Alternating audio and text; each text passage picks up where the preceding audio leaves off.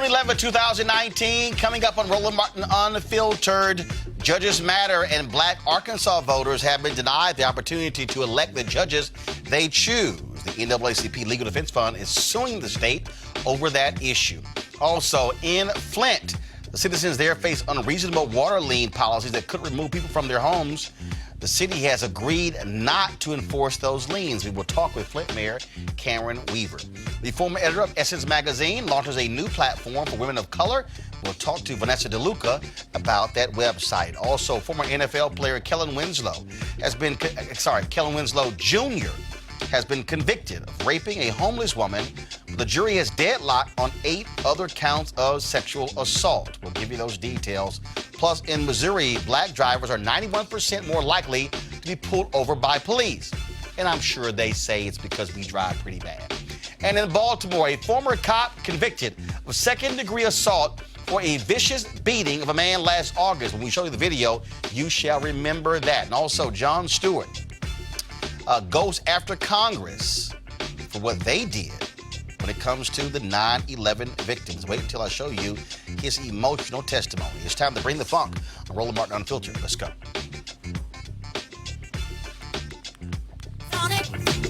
Whatever it is, he's got the scoop, the fact, the fine. And when it breaks, he's right on time and it's rolling. Best believe he's knowing. Putting it down from sports to news to politics. With entertainment just for kicks, he's rolling. Yeah, it's Uncle Roro, y'all. Yeah, it's Roland Martin, yeah. Rolling with Roland now. He's funk, he's fresh, he's real, the best, you know he's Roland Martin now.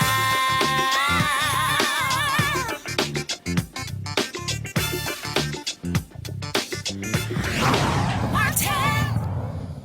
The water in Flint supposedly is good enough to drink. Residents there say that is not the case. They've also been complaining about liens being placed on their homes as a result of not paying their water bills. The NAACP Legal Defense Fund said that was wrong, and Flint Mayor Karen Weaver has agreed regarding their enforcing what they call unreasonable water lien policies that would remove people from their homes. Joining us right now is the mayor of Flint, Karen Weaver. Mayor Weaver, welcome back to Roland Martin Unfiltered. Well, thank you. I'm always glad to talk with you. So let's so exactly what's going. What was the city's policy regarding these water liens against folks' homes, and what is going to be done now? Well, you know, there had been a policy that was put in place when people got so far behind in their bills, a lien was placed on their home. And you know, I heard in your opening what you said, and you're exactly right. To me, that doesn't make any sense that we would do something like that. You know, I heard you talking about the water and what the EPA said, and we took a stance against that as well, because you know what? None of those things make any sense to do. We have not completed the lead service line replacement. We're almost through. We have about 7,000 pipes left that need to be addressed. But until those things have been taken care of, and until we know the medical community, you know, here from Flint, the physicians, the engineers, the scientists, the public health people have signed off on our water, those things will not be put in place. We are not going to enforce that. And so as a result of this, that means that if any resident has a lien against their home because of a water bill, that lien is going to be lifted by the city? Exactly, and I hope that they got the letters because we were drafting letters to send out, and we put it out in a press release also. And so, first of all, how many people are we talking about are affected by these liens in Flint? How many people are affected by the liens? Wow, now, you know what? I don't have that information in front of me. But one thing we want people to know is that if they got something suggesting that, and I think that's what happened, was there was an automatic trigger where things went out. And so people thought that liens were going to be placed on their homes. And so that was when the confusion came up. And we said, we are not going to enforce that, not at all. And you talked about what is still being done there to improve, first of all, to fix the problem. If you had a percentage, so where are you? 50, 60, 70%? Oh, no, 75%? We're about 85% complete. And so our goal is to be done either by the end of the summer or early fall.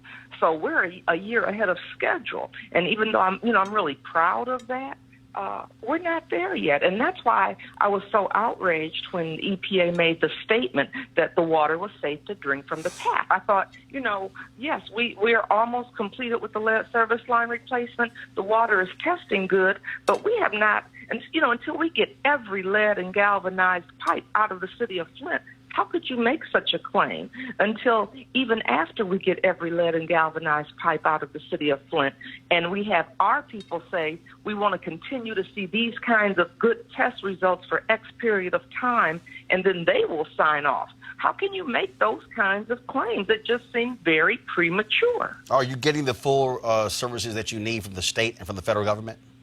No. How's that for an answer in a nutshell? No. So what do you need? Here's our issue, because with all of the progress we've made, there are still homes whose the in-home plumbing was damaged, the premise plumbing. And that's what we had asked the state for right from the very beginning, was to give us, people should not have to go out and buy fixtures for their homes, water heaters that were damaged. And initially, the state agreed to that. And at first they said, we'll give you 4,000 fixtures a year over the next 3 years, which would have been 12,000, which wasn't enough, but it was better than what they did. We got 4,000 the first year, and then we have not gotten any more from them. We've been able to get other donations where we've been able to give people water heaters. But that's not enough, and that's the issue. And, when they've talked about having Flint fatigue, we say, well, what do you think we've got? And you all put us in this position, so why don't you help us finish fixing the problem and give funding for that as well? All right, then, Flint Mayor Karen Weaver, we appreciate it. Thank you so very much. Thank you. Appreciate you. All right. Thanks a lot, folks. Let's talk about what's happening in Arkansas, where the NAACP Legal Defense Fund, they are going after the state over the issue of voting. They contend that African Americans make up 16% of the residents in Arkansas, yet they've never had an African American elected to the state's highest court. NAACP has filed a lawsuit to change the way top courts are being filled. They say that the statewide election of all the judges on the state Supreme Court and the Court of Appeals violates the Voting Rights Act by denying black voters an equal opportunity to participate in the political process. The suit asks a federal judge to strike down the current election procedure and replace it with a new one. Let's bring in our panel right now. Joining me is Joseph Pinion, who is a Republican political strategist and commentator. Also, Malik Abdul, Vice President of Black Conservative Federation. Next to him is Kelly Bethea, communication strategist. And also joining with us is Mustafa Santiago Ali, former senior advisor for the environmental justice at the EPA. Folks, when you think about what's this whole issue of voting, we've always seen this. In the 70s, it was African Americans being elected citywide. They would have, and that's why they pushed towards single-member districts. But then you look at what happens here in Arkansas, but also other states as well, especially in the South, where you have significant black population, but you don't have any representation whatsoever. The reality is race is still playing a role when it comes to who gets elected and how folks are able to get over that hurdle. And I think I think, was it just last week we were talking about Mississippi, or the week before that? This seems similar to what they're challenging in Mississippi. I think I understand this one a little less because we had, they explained, I think the representative who came on to the explained the whole electoral college. I understand this particular case less. Any effort to suppress the vote, if you will, we should push back against any effort.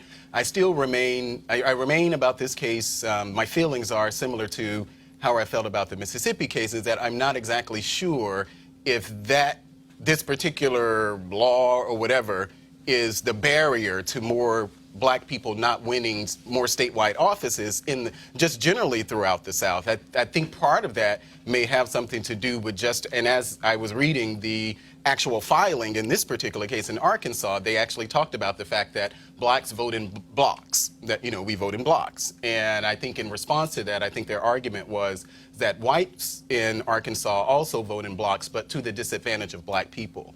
And how do we resolve that? I don't know, but any effort to actually suppress the vote, we should push back against it. No, but voter suppression is also tied to race. Right. No, absolutely. Malik, you're kind of correct in terms of the blocks. The reason why it was filed in the first place is because LDF, Legal Defense Fund for NAACP, found that Arkansas was in direct violation of Section 2 of the Voter Rights Act, and there are 3 elements that need to be met in order for them to even think about filing it. So one of them, like you said, was the majority must vote sufficiently as in a block to enable basically the voter disenfranchisement. So that's what they mean by the block. So when it wasn't saying like most black people vote for black people, although that is true, they did mention that in the complaint, but the problem was white people actively voted in such a way, and the electoral scheme in Arkansas is such that when white people vote, it drowns out the black vote. And the way that the districting is in Arkansas, like you said, is 16% black people in Arkansas, and yet there's nobody on either of these 2 highest courts in Arkansas. And the reason that is the case is because the black people in Arkansas don't have really adequate representation. And that's why they want about district. I mean, Joseph, that's Correct. what the points too. I mean, again, those are the exact same things that took place all across the country when it came to county commissioners, when it came to city council members. That's why in a lot of places they had council members who were elected at large, and then that's why it was a push towards single-member districts in order for black folks to have representation. That's what they're saying in Arkansas. I think that, it becomes this very nuanced thing that's very difficult to try to explain to the general public, right? So I think that the average person who's sitting at home not necessarily understanding how it's possible that if you're looking at districts that are pretty much statewide, how that goes against or how that disenfranchises people. I think that for us who have a more nuanced understanding of what has transpired, have a responsibility, and obviously that's why we're sitting here talking about it now, to be able to go and explain to people how these issues are systemic. And I think that, to me, I mean, one of the things that bothers me in general is how we're even voting for judges right now in the first place. To me, that that's the biggest corruption that we have right now in our criminal justice system. If the law is supposed to be blind, that we cannot be allowing people's implicit bias to be out here setting the conditions for how we're going to be deciding justice here in America. Mustafa, what's interesting is that you have the Supreme Court positions, they are all statewide. But the appellate judges are districts. Okay, which that makes no sense to me. And they put all the black folks in one district. So they're fine with that on the appellate level. All right, we'll give y'all one, and LDF wants there to be at least 2. But you have statewide for the Supreme Court, but the court right below them will go towards districts. Exactly. Well, we talk about this before. This is about power. I always talk about the power dynamics. And it's interesting when people say this is difficult for everyday folks to actually understand. I don't think that is necessarily true, because this has been going on since Jim Crowism. And the folks understand that when we don't have judges, and I wish that the law was blind, but we all know that the law is not blind. So therefore, if you don't have representation, then you're going to have these disproportionate impacts that continue to happen. And then I look even further for the long game, when you're not allowing African Americans the opportunity to become judges, then that limits their opportunity to also be able to move up the ladder, whether you're talking about in state Supreme Courts or in the highest courts in the land. So all of this actually puts us behind the 8 ball. I just wonder something. I'm just going to throw it out there. Wonder what do you guys think that if, for instance, and we're going to take South Carolina for example, if Tim Scott had been a Democrat, would he have won statewide? No. Right. So, and my point in saying this is that because there are more Republicans in South Carolina than Democrats, and then you have more white Republicans in South Carolina than so Democrats. I'm wondering if we're talking about Mississippi, if we're talking about Alabama, any of these southern states, if we had more black people who were actually Republicans running, would that change the dynamics of those that are actually in it office? wouldn't, because first of all, you're comparing apples and oranges. Senator Tim Scott is a United States Senator. You only have 2 for the state. Here you're talking about 7 Supreme Court justices. Right, but I'm wondering if they ran... No, that actually makes it even worse. The fact that you have 7 Supreme Court justices, and in the history of Arkansas, there's never been a single African American ever. So the issue to me is not even necessarily if you had more black Republicans. It also boils down to that that particular state. I mean, the reality is African Americans across the board, Republican and Democrat, have had a hard time in America being elected to statewide office. Absolutely. That's about whiteness. I mean, so it's not. I mean, look. You look at Roland Burris. Roland Burris had. We can't. No. Follow me here. Roland Burris, when he was Secretary of State, had the most votes at that time ever. Yet when Roland Burris ran for not Senate. No, when he ran for a higher position in Illinois, did not win. He didn't run for Senate. That's right. No. I'm talking when he ran on a state level. And so you can go across the country. You had very few African Americans who've been elected statewide. You had folks who of course, you had Carol Moseley Braun. You had, of course, Obama in Illinois, United States Senate. Of course, Kamala Harris, U.S. Senate. Cory Booker. Yeah, right. So you think. So you've had 5 black people since Reconstruction. Edward Brooke, Carol Moseley Braun, Barack Obama. Well, Obama. Burris, I guess. And I'm talking about I'm talking not about elected. Yeah, not elected. Elected. You only had about 5. Right. Since Reconstruction. Yeah. Okay. Since Reconstruction. Yeah. And so both parties have had issues with black people the moment they run statewide. Don't have the support. There's a lot of issues there. No, absolutely. Yeah. And that's and so what they're talking about here is, again, what's strange in Arkansas is to have districts on the appellate level, but statewide for the Supreme Court. And so we'll see what happens there in Arkansas. Let's talk about Upper Marlboro, Maryland, where they got their first African-American mayor, Tonga Turner. Well, they had their first black mayor. She announced last night in town council meeting that she is resigning because she's been the target of ongoing racist attacks and bullying. Her resignation will take effective June 21st. Folks, this is very reminiscent of the sister who resigned in Vermont because of the racism that was being targeted at her. It also reminds me of, I think it was in Missouri, where the black woman won, and then all the folks in the city resigned and locked her out of the mayor's office, even though she won, and she had to sue just to get the keys to City Hall. I mean, again, this might be 2019, but we're still dealing with the reality with that when you are the first in some of these places, racism will rear its ugly head. I mean, I think realistically that racism has always been alive. I think that, again, you look at, we had this whole... Well, I thought they said it well, you I know, thought they said it went away. We had this post-Obama bubble where everyone wanted to hold hands, sing Kumbaya, and said that we were living in this post-racial society. But remember, that was a media creation. With this whole deal, post-racial. First of all, black people kind of like...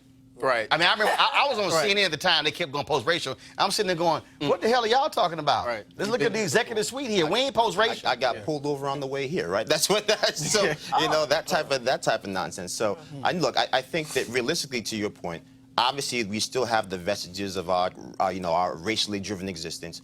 They still live to this day. They're thriving. But I think that, again, I think there is a responsibility to understand that on some basic level, that's what you signed up for. That to me, if you're going to put your name forward, if you're going to be the person that assumes the responsibility to be the first, then you have a responsibility, in my estimation, to make sure that you're willing to carry that burden through.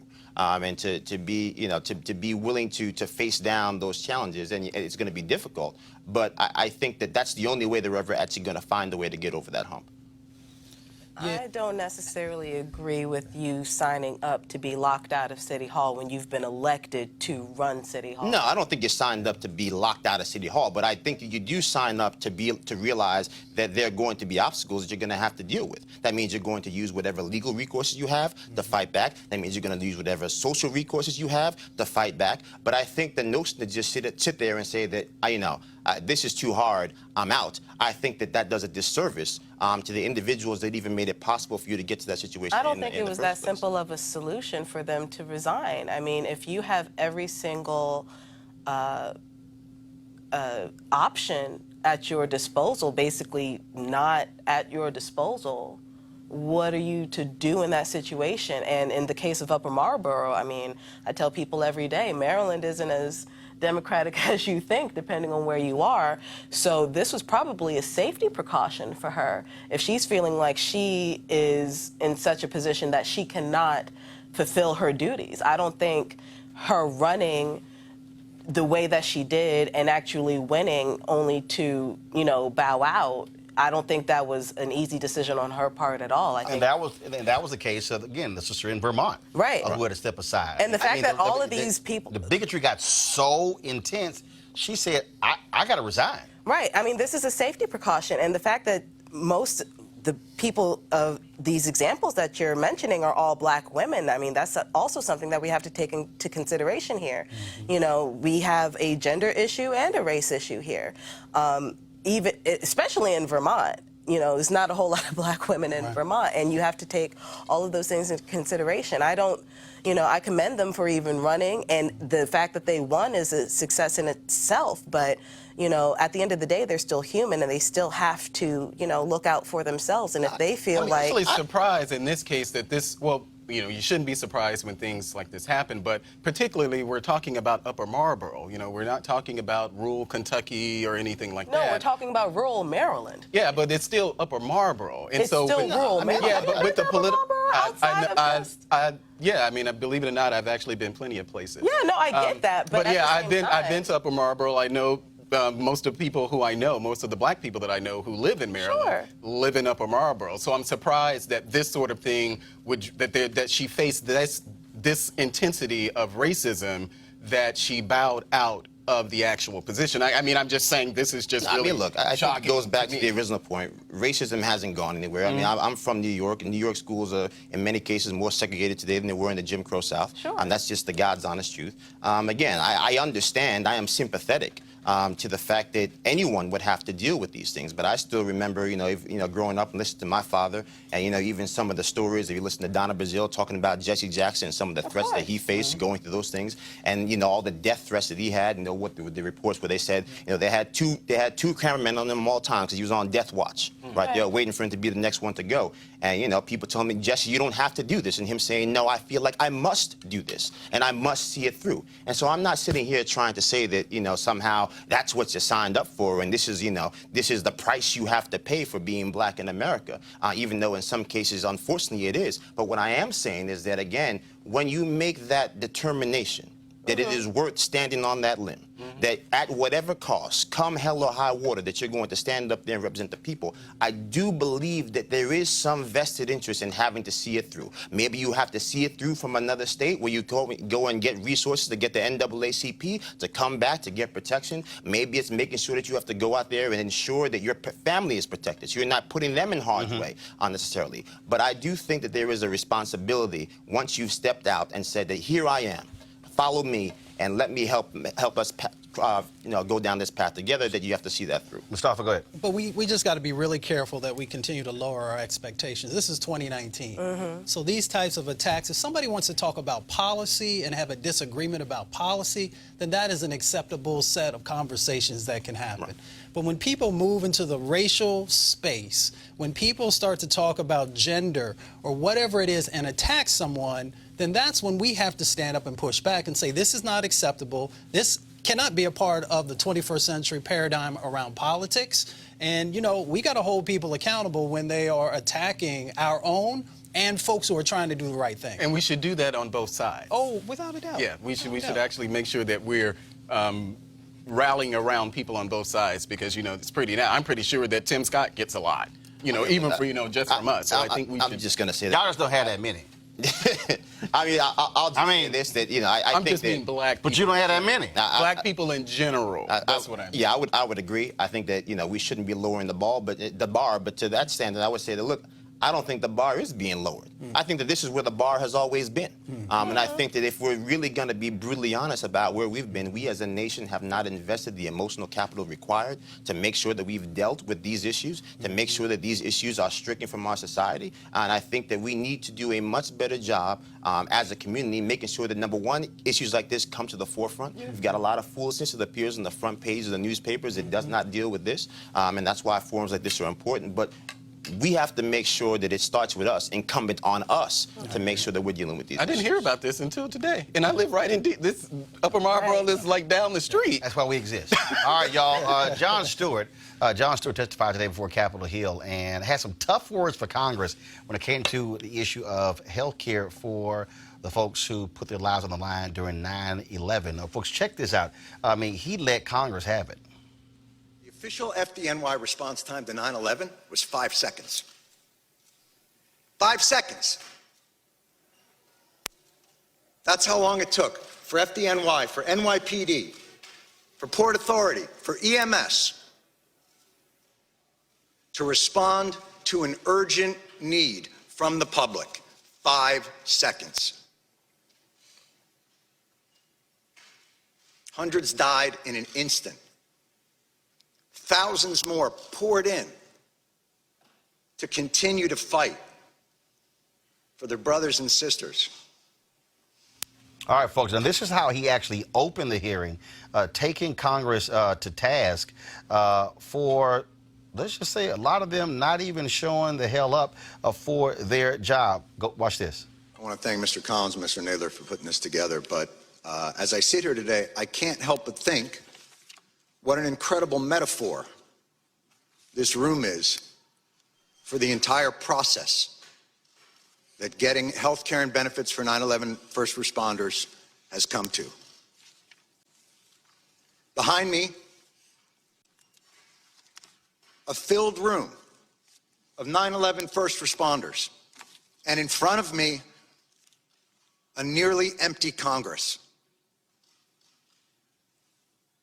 Sick and dying, they brought themselves down here to speak to no one. It's shameful. It's an embarrassment to the country, and it is a stain on this institution. And you should be ashamed of yourselves for those that aren't here, but you won't be. Because accountability doesn't appear to be something that occurs in this chamber. Wow. To see, first of all, you got to be an idiot if you're a member of Congress and you are on this committee and you don't show up. Yeah.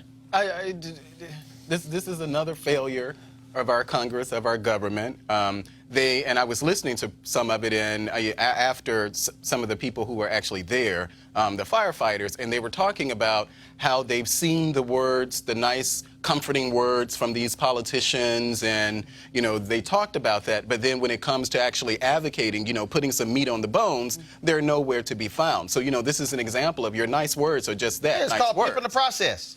Well, what it is it's faux patriotism, part-time patriotism. And I know this intimately. I've been a first responder for natural disasters. And I remember, you know, the impacts that were happening to folks who ran into the World Trade Center, those who lost their lives, but also those who've been exposed to pollution and the toxins that were inside of the building that came from the jet fuel and all these other things, and how people have been crying out year after year. One, do you see us? Yeah. And two, are you willing to help us? We are the ones who are there on the front lines when we have these types of things. And it's just, it's so disrespectful to the country. It's disrespectful to those men and women who give their lives. And it just goes to show you who's serious about, protecting our country, who's serious about standing up for what's right. And it's interesting, folks will get tied up in knots when Colin Kaepernick actually took a knee and they were saying that he wasn't patriotic.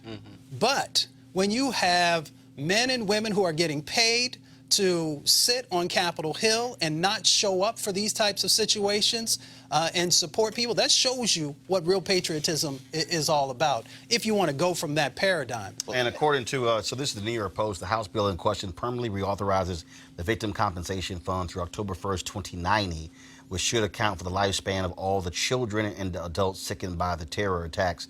But right now, the fund has a funding shortfall because survivors would receive cuts of 50% for pending claims and 70% for future claims. Yeah, I mean, it's, as a New Yorker, I mean, you sit here and you hear some of these gut-wrenching stories about, individuals who can't work. I mean, they have migraines, they've got fluid leaking from their brain, on an almost weekly and recurring basis. And so I think it truly is shameful when you have half these individuals who are ready to give themselves a raise, not just 2 days ago, and now they can't even show up for committee meetings. For individuals who literally ran into the fire, a fire that, by all accounts, didn't go out for months after the towers fell. Individuals who you see those images of people covered in soot. Most of those people are no longer alive because of the toxins that people were breathing in. And so it just really, it makes you think, and it forces you to truly examine the fabric of a nation, where you have Hurricane Katrina, I mean, my father in particular, living in a FEMA trailer in Houma, Louisiana, waiting to be able to go back home. You've got individuals here in Puerto Rico who still don't have power. You've got people in Flint, Michigan who don't have clean water. When pain comes to the front doors of people who need our help the most, when we are supposed to be the nation that takes care of our own, in particular those who stood in front of us when danger came and reared its ugly head, it seems that inevitably those who are the loudest fervor for the red, the white, and the blue are nowhere to be found. That's right. All right, folks, going to a break right now. We come back. We'll talk with Vanessa DeLuca, the former editor, top editor at Essence Magazine, about a new website for women of color that she is working on. That's next. Roland Martin Unfiltered. Back in a moment. You want to check out Roland Martin Unfiltered? YouTube.com/Roland S. Martin. And subscribe to our YouTube channel. There's only one daily digital show out here that keeps it black and keep it real. It's Roland Martin Unfiltered. See that name right there? Roland Martin Unfiltered. Like, share, and subscribe to our YouTube channel. That's youtube.com/Roland S. Martin. And don't forget to turn on your notifications so when we go live, you'll know it. All right, folks, they're back. MarijuanaStock.org has another great investment opportunity. If you were lucky enough to invest in their last crowdfunding campaign, they raised a lot of money in just a few months investing in legal marijuana farms. Those initial investors now own shares of a publicly traded company. And, of course, they're excited by that. Now they have a new investment opportunity that is as good, if not better, than the last. I'm talking about industrial hemp CBD. For those who don't know, the hemp plant is a cousin to marijuana, of course, and then it has a higher concentration of CBD, which means hemp CBD gives you all of the medical benefits of marijuana without getting you high. Now, until recently, hemp farming was practically illegal in the U.S. and heavily regulated by the DEA. However, that changed with the 2018 Farm Bill, making it legal to grow hemp CBD in the U.S. and creating one of the largest commodities worldwide. They need land to grow all of the plants, and this makes for an incredible investment opportunity. And that's where our good friends at 420 Real Estate come in. Their business model is simple. They buy land that supports hemp CBD grow operations and lease it to licensed, high-paying tenants. That's right, they are hemp CBD landlords, and you can get in on the action. You can invest in this crowdfunding campaign for as little as $200 up to $10,000. All right, folks, all you got to do is go to marijuanastock.org. That's marijuanastock.org if you want to get in the game. And if you do so, do it now. All right, folks, let's talk about, of course, women of color. Huge when it comes to this country. As a voting bloc in terms of activism. So we speak of African-American women, Hispanic women, Asian women as well. So a new online publication, Medium, they have launched a site called Zora. It will focus on the experiences of women of color, written by women of color. Joining me right now is Vanessa DeLuca. She is the editor-in-chief of Zora. Many of you know her, of course, as the longtime editor-in-chief of Essence Magazine. Vanessa, how you doing? I'm doing great, Roland. How are you? Doing good. So tell us what makes Zora different and unique. You know, Zora is really focused on telling thought-provoking stories about the lived experiences of women of color. And by that, when we say women of color, we don't mean just Black women. We mean all women of color. And we don't think that there's anything quite like it in this space right now, certainly not in the online community. And when we talk about, obviously you launched the site yesterday, correct? Yes. Okay, and who are you targeting? What demographic? Are you talking millennials? You talking about 25-54? Or are you talking about all women of color? We're really talking about all women of color. We hope that women will see this as kind of a lifestyle choice versus talking about a specific demographic. I mean, it really is for women who are tired of not finding thoughtful, textured content as concerns women of color. We want to discover new voices. We want to bring our different perspectives to the table. And all of that is, you know, Zora is a place where all of that can happen. And who are some of the folks have you been tapping to write for the publication? Oh, so yesterday we launched with an essay by Yara Shahidi, who talked to us about her love of James Baldwin.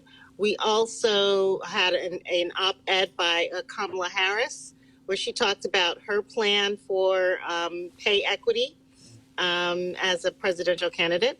And then we had some other voices, people from like Morgan Jerkins, Tina McElroy-Ansa, Vanessa Hua wrote this beautiful piece about learning how to connect with her culture. I mean, there's a wide variety of content, from personal essays to reported pieces to op-eds, Q&As. You'll find it all in Zora.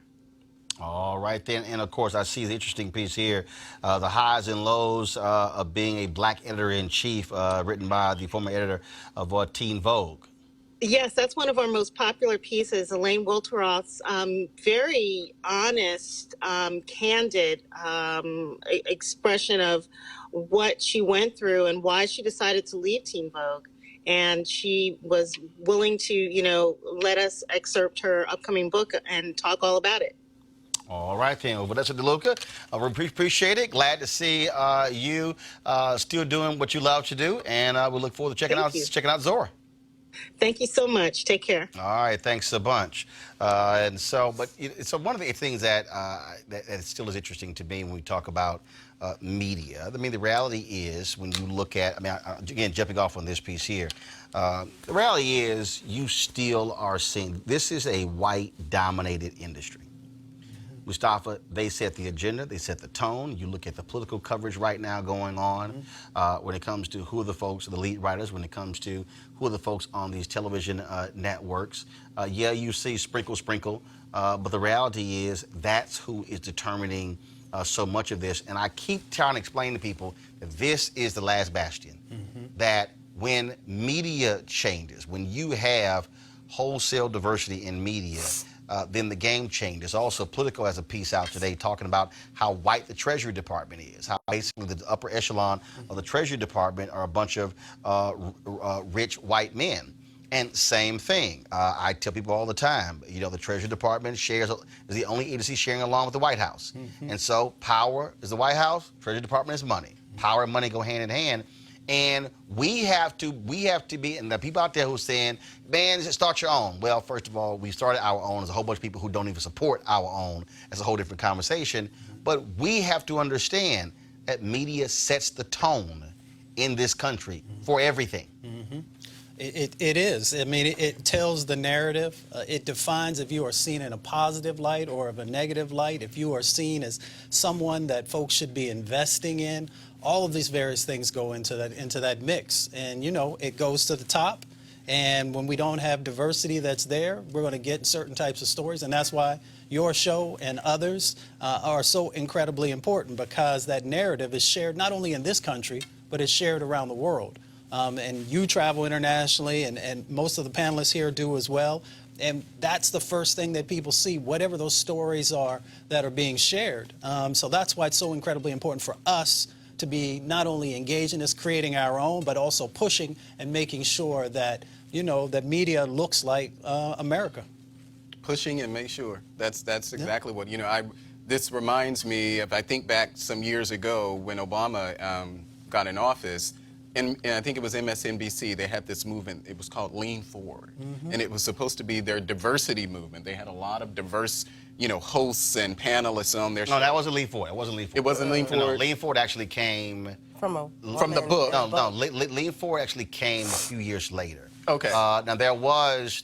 So here's actually what happened with that. What happened with that is, coming out of the 2008 election, CNN had the highest ratings, had the highest concentration of black viewership. I was on there. And what happened was, Obama gets elected. CNN goes back to business as usual. Okay? So all of a sudden, many of us, we were there, but not as frequent. Then the healthcare, I never forget, the healthcare conversations started taking place. Virtually no black people.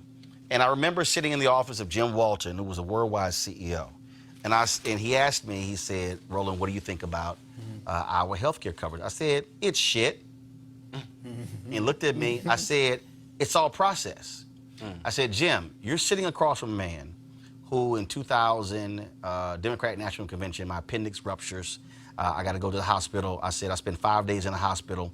I said, healthcare costs almost upwards of $100,000, had to eventually file for bankruptcy.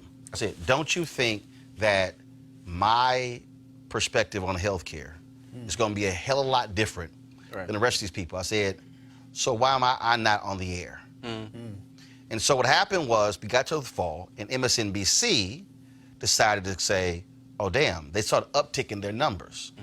Then they just started hiring all kind of black people. And they started hiring black people left and right. But I kept telling the black folks, be careful, because trust me, when Obama's done, watch what happens. Yeah, and that's what began to happen in 2015. You start seeing black folks go away, go away, go away, go away, go away, go away. And then, they still have, folks there, but it was a lot different. And you had some issues going on there when it came to how advertisers felt, or whatever it is. All those different things going on, and the dynamics changed.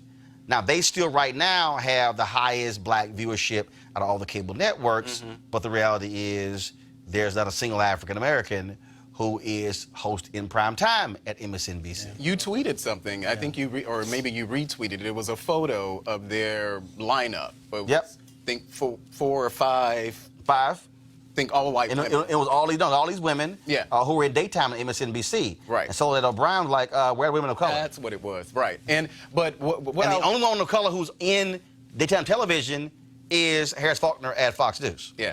And just to kind of button this up where I was going, is I think this is an opportunity. So, MSNBC has the largest black viewership. I think it's incumbent upon those viewers, us, black people, to push them. You talking about? Oh, hell yeah. To push, don't just let them peddle a lot of these, politics and race things, and not that those things aren't important, but we have to push them. And with so many numbers on the MSNBC side, there's no reason that we shouldn't. We allow ourselves to get distracted, but Roland, I've been on this show many times where we've talked about this thing in media, but we have to get to a point where we're forcing these people to actually make the changes, because otherwise they're not going to do it as a favor. No, Frederick Douglass said power sees nothing without a demand, never has, never will, and the reality is that's one of the things that we're doing with NABJ, how we are pushing hard against CNN and Jeff Zucker for having no black executives, no black EPs, no black VPs, no black SVPs, no black EVPs, no black direct reports, and they keep giving us lip service, and their answer to us is, well, we'll meet with NABJ, we're not going to meet with Roland. I'm like, well, that's cute, but I'm the vice president digital, and so we're going to be in the meeting, but they still have not answered why y'all can't find black people. why you can't promote black people. And when you talk about that photo, I'm looking for it right now, where they got criticized, again, like Soledad and others. But in fact, today, Bakari Sellers criticized, he had something to say about MSNBC because they put out a photo stating who was going to their debate moderators. Yep. And it was Lester Holt, Rachel Maddow, Chuck Todd. It was, from Today Show, Guthrie, Savannah Guthrie, and it was also from Telemundo. Why is his name escaping me? He's going to hate me for getting his name right now. Yeah. And Bakari said, I'm sorry, the biggest block of voters, the most important block of voters for the Democratic Party is black women, and there's not a black woman among the moderators. And the Democrats are mandating there has to be a person of color, there has to be a woman as a moderator in every single debate. I think also if we look at these trends here, it's not even that black people aren't in the news, is what do they allow us to speak about? Right. And so again, when you're talking about, it's not enough just to say that, oh, we had a panel that was all black and therefore we're good for a week. Right. It's a matter of saying that, look, if you don't have black voices coming to bear on the economy, we can talk about literally you can talk about GDP, but let's talk about hood economics. Does that money circulate in our community? How long does that? If you're looking for a black economist, watch this show. And pretty much. No, I mean, you're not. I mean, look, I didn't see black generals and black military people on D-Day in regular coverage. Don't give me the black economist when we're talking about black economics. No, give me the black economist who's discussing the economy. But the reality is, you don't see that because you don't have somebody. And don't give me the ghettoization of news. Don't give me CNN, the panel of when you got 4 or 5 black people up there, and then you want to be this whole messy, crazy shouting match versus a sane conversation. But that also happens because you don't have people at the top actually monitoring what's going on. So you have a whole panel of black people, and like you said, boom. But if you have, white people with the perception of what black people are, that's what's going to be on your television. So that's why shows like this are important, because you have black people at the top who actually know what black people need to see, what black people are, not a caricature, not a stereotype, but who we are. And we also don't have to be manufactured to fit a mold as to what other people think black people are. But again, it starts at the top. It starts with the executive. Look, I think that obviously, I think the media is kind of the last horizon, right? That I think that when we're able to tell our stories and preach our truth, that we'll have a better ability to have our opinions and our views and our needs met. But I think that this is not just a media thing. I think it goes to the people who are trying to start a black-owned supermarket and can't get black people to donate money to make sure that they can have a supermarket that supports black-owned businesses. It's getting us out here to say that how can we not have all the brilliant people who have gone out there and made podcasts and made NPR a whole heap of money, who then turn around and try to get out there and start their own podcast and can't get black people to tune in. And so, yes, it is systemic, and yes, on some basic level, it becomes very difficult if you don't have the resources to get those resources together. But if we're not even willing as a community to start pooling those resources for the 1 show, for the 2 shows, for the 3 individuals that we know have put it on the line for our community year in and year out, not going to happen. It's not going to happen. Point blank, period. Not going to happen at all. And they need to actually have people who really have spent some time in the communities that they talk about. When we talk about climate and environmental issues, they sometimes, on the rare occasions that they have somebody having the conversation, and folks ain't never been in one community, they ain't had one conversation with Mrs. Ramirez or Mr. Johnson, and they give this generalization, and it weakens, why we should be focused on these issues. And Roland, the other part is that this reminds me of the music business, where you had folks determining what types of music could go out and actually sort of moving our communities to, be sort of anchored to certain things without having, real representation. And I think we have to be very careful in this space. Well, it was like last night. I saw the Clarence Avant documentary, The Black Godfather. And amazing documentary by Reggie Hutland. I called Clarence coming into the office today. He said he's been getting phone calls from London, Africa. He said he ain't never got as many phone calls in his life. All the folks who saw it. But it was interesting. It was really interesting last night because that was this one particular scene where it was 5 white guys who were in the room. They were all former record label heads, major record label heads. They were all talking about brilliance, how smart Clarence Avant was. I mean, you know, on and on and on and on and on. And I'm sitting there watching, and I'm going, well, why wasn't he one of them? Now, later, he became chairman of Motown. But I'm talking about why wasn't he heading Universal and MCA and going down the line? And now what we're talking about is power. Now and see, and so the same thing happens, and I tell people all the time to understand media. There's a site, Deadline.com. So you have Deadline.com, Variety.com, TheWrap.com, The Hollywood Reporter. They are the 4 biggest, we call trades.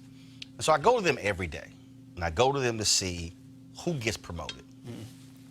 So Deadline is one of their websites. So I go to them all the time. And it's always interesting to go there to see who has gotten promoted to these media positions. And what's real interesting is when I see somebody black, they usually are signing a content deal, a production deal. They usually are an actor. I'm talking about the other positions. I look at it right now. Editors Guild named Scott Collins as communications director. Okay, I don't know Scott. Go to my iPad. I don't know Scott. But bottom line is when I look at this particular position, when I go down here and I look at, again, more, every time I go on here and I'm looking at people who get, look at this here. So Marta Fernandez named president of Macro Television Studios. But right below that, Tina Gordon to direct Universal Musical Comedy, praise this. Now, Tina Gordon, great director, but she's directing. She ain't green lighting. That's right. You know, and then if I go further, I keep going on. I can keep going, looking at more of these. I can go to more stories. And I do, I mean, every day, and I'll go here, and I'll sit there and I'll go, and see, these are the positions that, frankly, you can do for 30, 40 years.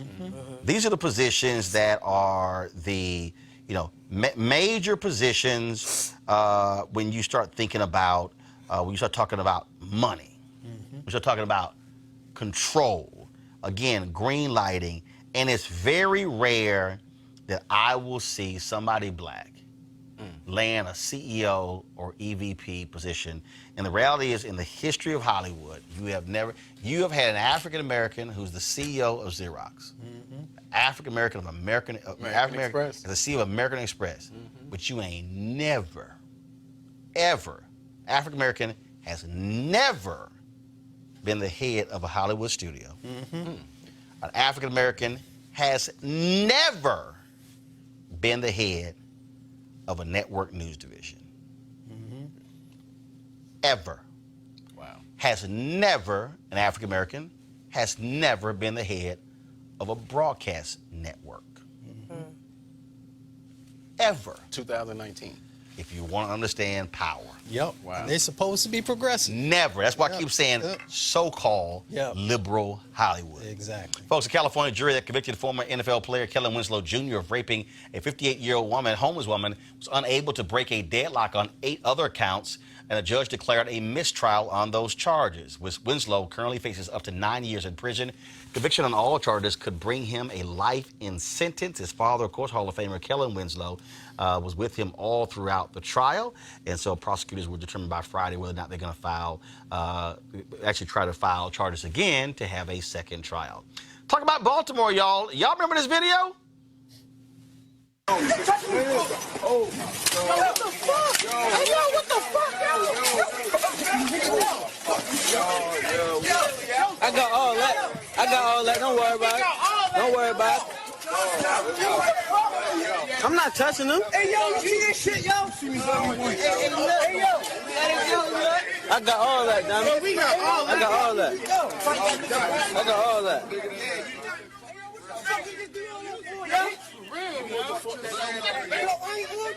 Well, y'all, that former cop that headed to jail, Arthur Williams, was convicted of second-degree assault and misconduct and not guilty of the more serious charge of first-degree assault. Really? Williams is going to be sentenced on August 9th. He faces 10 years for the second-degree assault charge. the judge can give any penalty that's not cruel and unusual. He resigned after the video of the assault went viral. Lock him up. Yeah.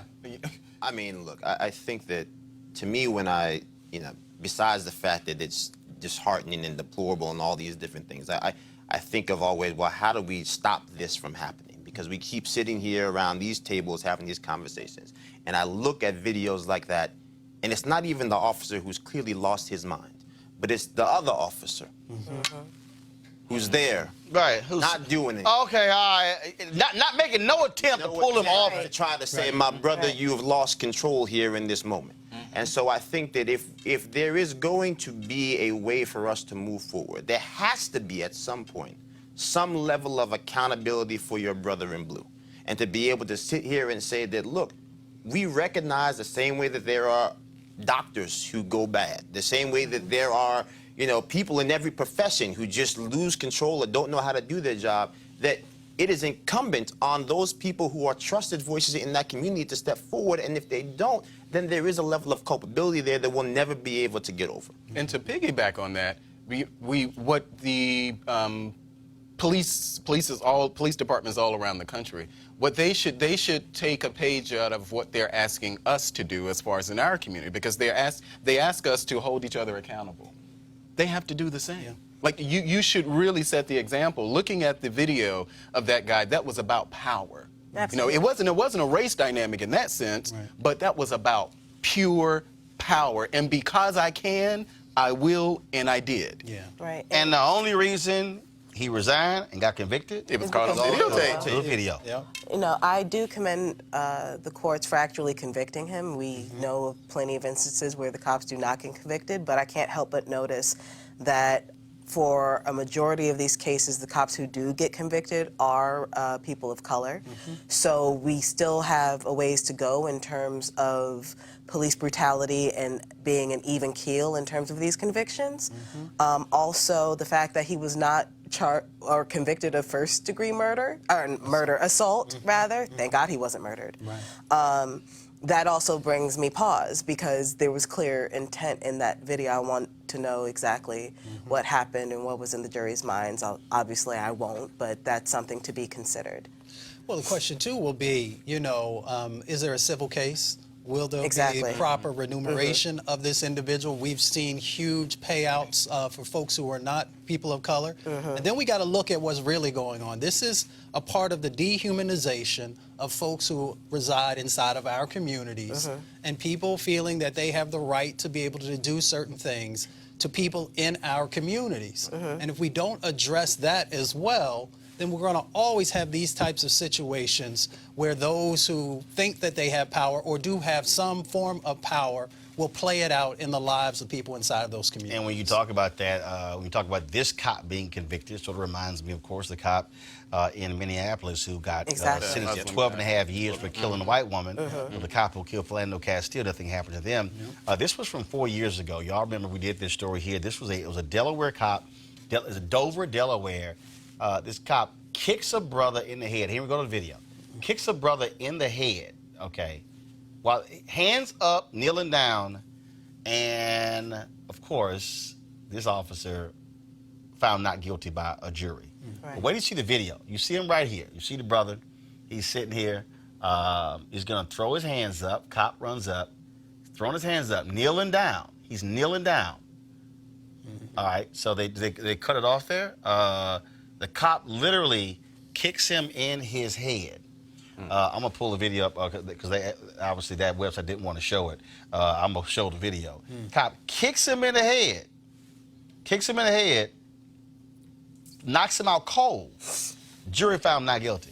I mean, I think also that, to your point about these settlements, at some point we have to realize that, we're settling for less. I don't care what that dollar figure is, because that amount of money penalizes the very community that's been victimized. That brother got $300,000. Yeah. In this case right here, he got $300,000. I mean, that money is money that comes out of homeless services. It comes out of services for people living in public housing. That is not money that actually impacts the individuals who are perpetrating these crimes. And I've always said from the beginning, the easiest way to make sure that Officer Tony doesn't fly off the handle is to make sure that at least some part of that punitive damages comes out of the pension fund. Which is why you have to change the police contract. Because the day they have the day they got to start paying out of money, there is not a single person that's going to sit there and say, hey, hey, hey, when Tony's flown off the handle. There's not a single person that's going to say, yes, I love this man, he is my brother in blue, and I know his wife and I know his kids, but I'm not going to allow him to make sure that my children don't eat and that my children don't go to college. And that's why I also say, for the cop who lies on a police report, they need it too. They automatically lose your job. You don't turn your body camera on, you automatically lose your job. I'm tired. Not quite. No, go back to the video. I think it's gonna come up now. You should be able to see the video here. That is just crazy to me when they finally. So actually, guys, you went to a little bit. Okay, here we go. Let me pull it back. All right, so watch this here. Brother's hands on his head, going down, and the cop kicks him in his head. That's ridiculous. Knocked him out cold. The jury said he was not guilty. And we continue to see these, you know, we talk about police officers, but we see this stuff with these juries all the time. I don't know what it is about the system that allows. I mean, look, I don't think it's necessarily. Kelly then Joseph. Oh, I'm sorry. But I don't necessarily think it is a systemic thing, absolutely. But when you talk about a jury, you're still talking about people. And when it comes to people, there's an inherent racial bias there. And there's an inherent racial bias when it comes to these cops. And not just white people. You have black folks who are juries. We give cops all kinds of leeway. Right, and when it comes to cops, and I keep saying this on this show, if you have a racial bias that you know of, or even don't know of, but you feel like you might, you don't need to be in a client-facing job. And that client could be, you know, a constituent. That client could be just, you know, a pedestrian that you're trying to protect and serve. If you feel like just looking at that person, you're automatically going to kick them in the head because all of a sudden you're afraid or all of a sudden you're fearing for your life. I mean, you see video after video, and I get to the point where just for my self-care, I can't watch these videos anymore because you see it again and again, and it is traumatizing. But if you are in a job like this, if you're a cop, you don't need to be in that kind of job. You need to find something else where your racial bias won't be, you know, inflicted upon me. What Joseph says, point blank. Once the cops got to start paying, all this stops. Absolutely. It's just the truth. And I mean, to me, also, again, as a community, saying that, look, if you're mad about this, if you're, to your point, can't watch this, I'm embarrassed to tell you how long it took me to read the new Jim Crow. I mean, to this point, I still can't bring myself to watch when will they, you know, when they see it. I still haven't seen it. Haven't I can't do watched it. It's not because it's not available, but I can't bring myself to do it because it's just too, it's a lie. The weight. But, you know, to your point, we also have, as a community, to say that, look, if you're mad, are you registered to vote? Because even if you don't want to vote, you have to be registered to vote to end up on these juries. That's right. Right. And so now if you're sitting here saying that, look, that's a whole nother conversation that we can get at and I can yell at you for. But at the very least, if you're upset about what's happening in these communities, if you're mad and tired of seeing your brothers and your sisters and your mommies and your aunties being treated as subhuman, then get off the sidelines and make sure that you're in that jury box. When those people start saying, well, the officer said this, and start poking holes in these stories. All right, folks, last story here. A report from Missouri's Attorney General shows that black drivers across the state are 91% more likely than white motorists to be pulled over by police, and African Americans are even more likely to be stopped in the communities where they live. The Missouri NAACP in 2017 issued a travel advisory warning for people to be careful while in Missouri because of a danger that civil rights won't be respected, citing in part the Attorney General's annual report on disparities in police stops. See, that's just the reality of what it means to be black in America. And again, the thing that we have to understand, when we talk about this idea of race. When people say, we're beyond race, no, we're not. Numbers don't lie, facts don't lie.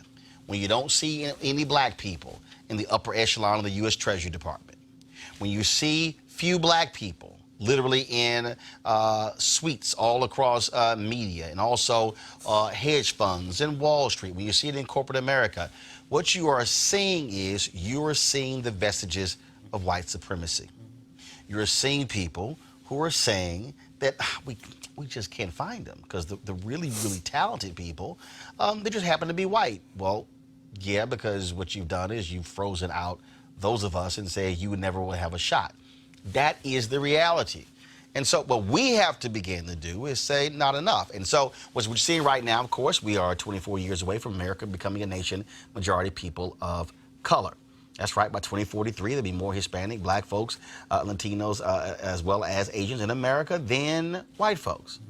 But the question we have to deal with is, will the power look different? Who will control the money?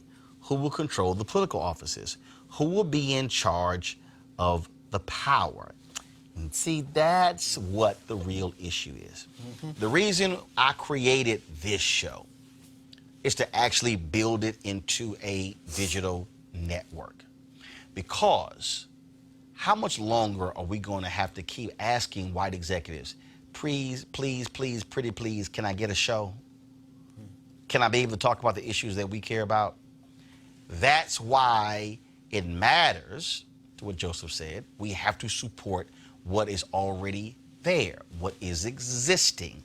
If not, then when we're saying, well, why wasn't that covered?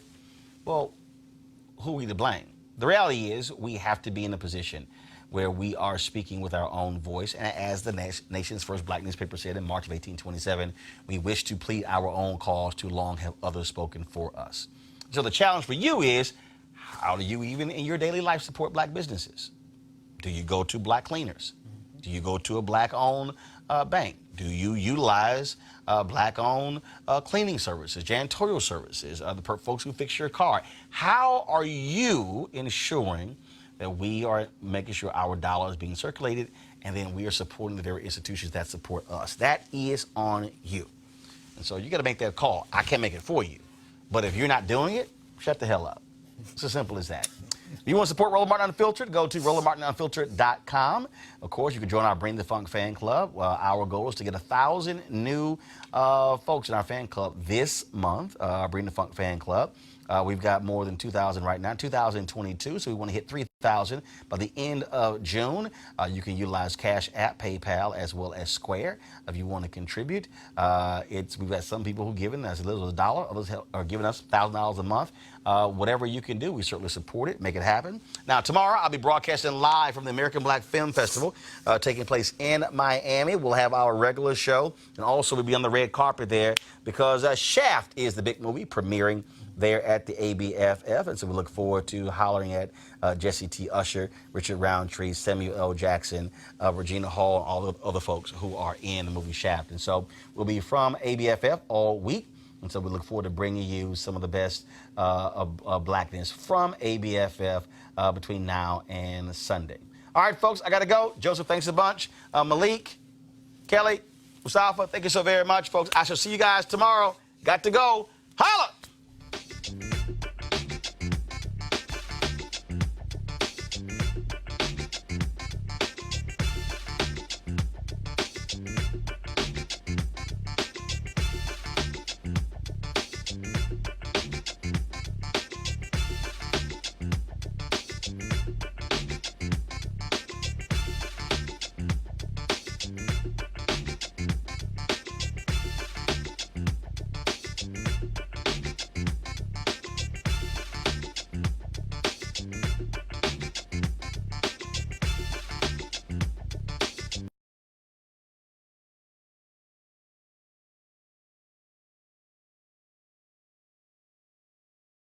You want to support Roland Martin Unfiltered?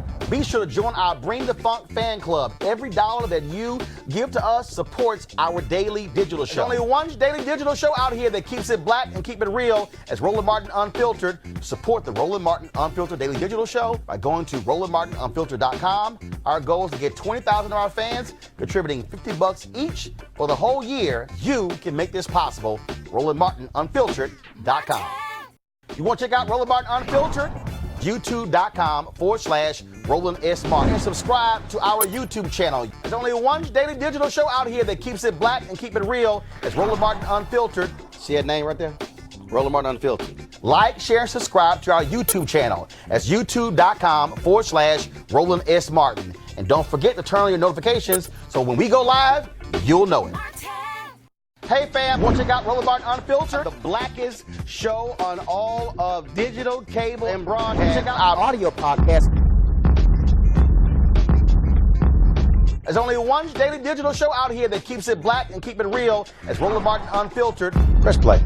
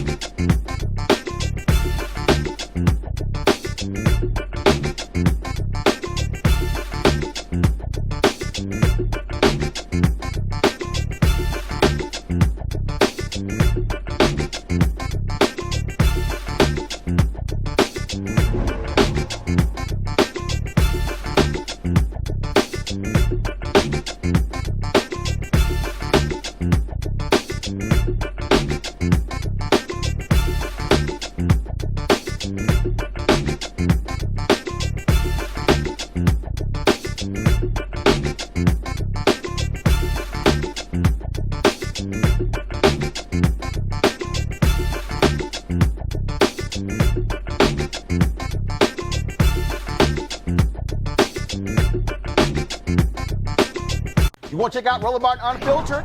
YouTube.com/Roland S. Martin. And subscribe to our YouTube channel. There's only one daily digital show out here that keeps it black and keep it real. It's Roland Martin Unfiltered. See that name right there? Roland Martin Unfiltered. Like, share, and subscribe to our YouTube channel. That's YouTube.com/Roland S. Martin. And don't forget to turn on your notifications so when we go live, you'll know it. You want to support Roland Martin Unfiltered?